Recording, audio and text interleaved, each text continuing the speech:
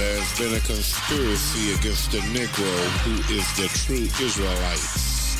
A conspiracy means a secret plan by a group to do something unlawful or harmful. The action of plotting or conspiring, hidden in plain sight, in bright neon lights.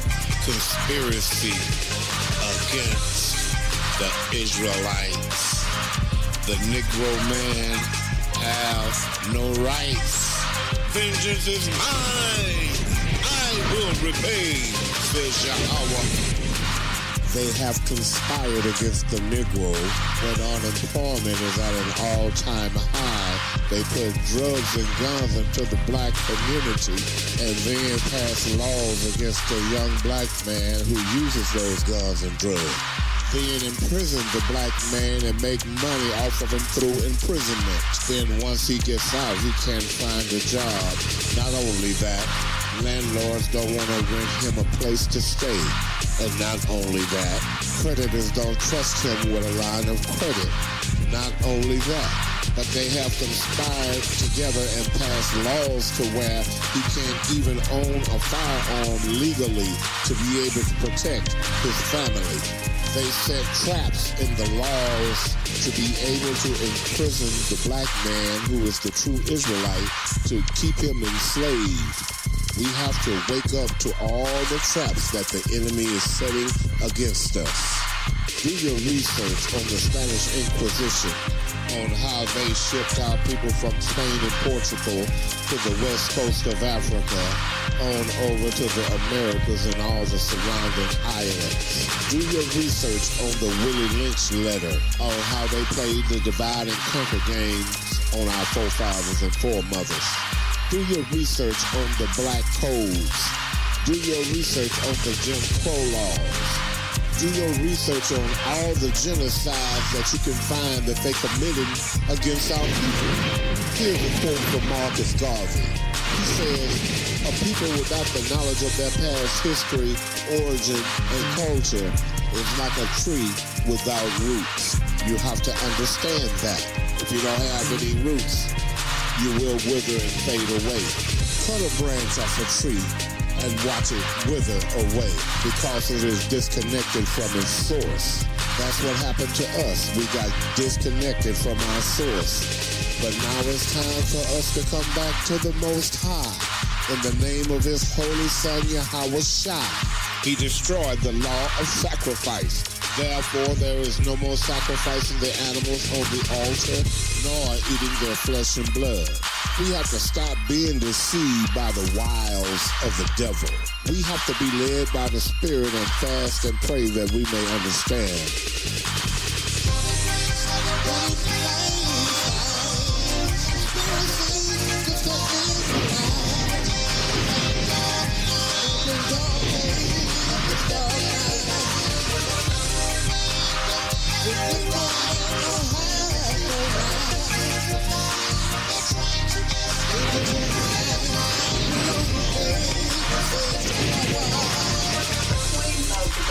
Is that it's saying that black identity extremists are organized to kill law enforcement officers. My concern about it is, especially since it was distributed to law enforcement around the country, is that I consider it a declaration of open season on young black activists that I have a particular concern about, especially people who are involved in the Black Lives Matter movement or any movement that's trying to hold police accountable. And to me, it was just a throwback to the past. It reminded me of my days here in Los Angeles as a young activist protesting the LAPD and the level of repression that we went through. There was nobody we could talk to during those years. And so I feel a very personal responsibility to make sure that that document is retracted. And I worry about smaller police departments that feeling as though, you know, anytime, I mean, if there's an officer involved shooting, and then there's a group of folks that go out and protest, well then what deters them from saying, we got black identity extremists, and the FBI says these are dangerous people, and so let's go round them up. You know what I mean? And those are the kind of things I worry about, the signal that it sends, which is why I believe that the FBI have to retract it. Bright neon lights. conspiracy against the Israelites. They're passing documents to all the law enforcement around the country saying that the Negro is black identity extremists.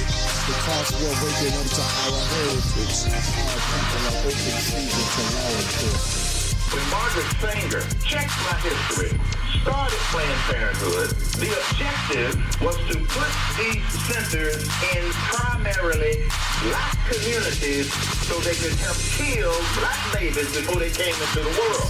You don't see that talked that much about. It's Planned Parenthood. No, it's planned genocide. And you can quote me on that. In 1921, Margaret Sanger founded the American Birth Control League. Its primary mission was to prevent uncontrolled procreation and establish a world program of birth control. In 1939, Sanger wrote a letter to her eugenics colleague, Dr. Clarence Gamble, a member of the Birth Control Federation of America, in regards to setting up the Negro Project, a birth control clinic for African Americans. Sanger believed that having an African American minister on staff would ease the suspicion. Independent studies have concluded that nearly 80% of Planned Parenthood facilities are set up in minority communities. It's no wonder abortion is the leading cause of death among African Americans, higher than all other causes combined. Mounting evidence against Planned Parenthood's beginning to today continues to fuel public outcry.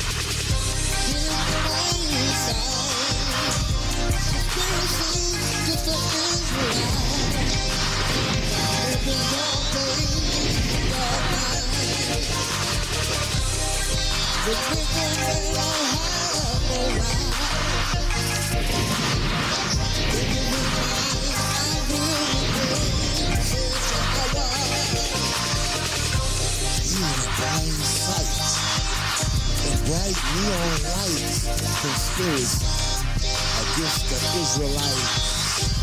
They're passing laws against the Negro to cause the Negro to fall and to keep him down. But the Most High has his eyes on him, and he will repay them. Many have also noted the FBI memo was dated August 3rd, only a few days before the deadly white supremacist rally in Charlottesville, Virginia, where white supremacist Ku Klux Klan members and neo-Nazis killed an anti-racist protester, Heather Heyer, and injured dozens more. The FBI does not seem to be surveilling and targeting white people who post violent things to social media, including multiple white men who've recently carried out mass school shootings. Demetrius Kabuchis, who shot dead 8 students and 2 teachers last week at Santa Fe High School in Texas, had posted on his Facebook page a picture of a T-shirt reading "Born to Kill." Nicholas Cruz, the 19-year-old man who killed 17 people at Marjorie Stoneman Douglas High in Parkland, Florida on Valentine's Day, had shared numerous posts on social media so disturbing he was reported to the FBI multiple times, yet they never arrested him. Hidden in plain sight. Conspiracy against the Israelites. Dark day and dark night. Conspiracy against the Israelites. The Negro man don't have no rights. It's a conspiracy against the Israelites. They're trying to take it to another level. Conspiracy against the Israelites. Conspiracy against the Israelites.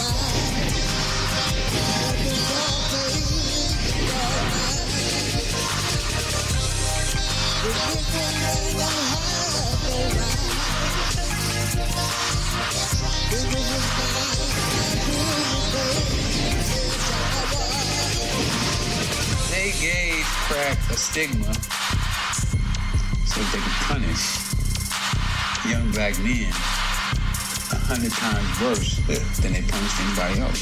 Do you feel that crack was more addictive than cocaine? It's not. It's not. It's just as addictive. I mean, I saw people who snort cocaine because they had the money all day. Right. So they know starting to leave. Okay. I saw people smoke crack until their money went out. But crack is cheaper. It's no cheaper. It's not cheaper. No. If you got a $25 powder rock, you cook it up, it's going to be a $20 piece of rock cocaine. Okay, so it's the same thing. Same thing. But since crack was more prominent in the black community, they figured out a way to give it harsher sentences. Ronald Reagan, news, the police, they all needed a bad guy. Who was undesirables? The blacks. The guys we don't need. They're unemployed. They're killing each other. They would see a gang shooting. No, he's playing genocide. There's been a conspiracy against the Negro who possesses slaughter them and hold themselves not guilty. And when they seldom say, "Blessed be the Lord, for I am rich, and their own shepherd pity them not."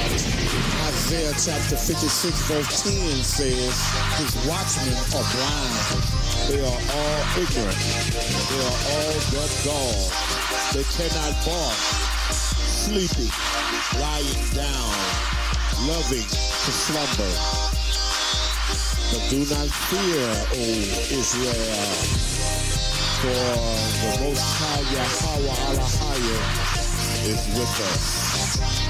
Vengeance is mine, I will repay, says Yahweh." Isaiah chapter 63, verses 1 through 6. Who is this that comes from Edom, with dyed garments from Bosra? This that is glorious in his apparel, travailing in the greatness of his strength. I that speak in righteousness, mighty to save. Therefore are you red in your raiment, and your garment like him that tread in the wine fat. I have treaded the wine press alone, and of the people there were none with me. For I will tread them in my anger, and trample them in my fury, and their blood shall be sprinkled upon my garments, and I will stain all my raiment, for the day of vengeance is in mine heart, and the year of my redeemed is come. And I looked, and there was none to help, and I wondered that there was none to uphold. Therefore mine own arm brought salvation unto me, and my fury it upheld me.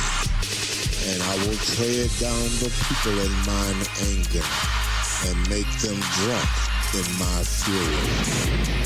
And I will bring down their strength to the earth.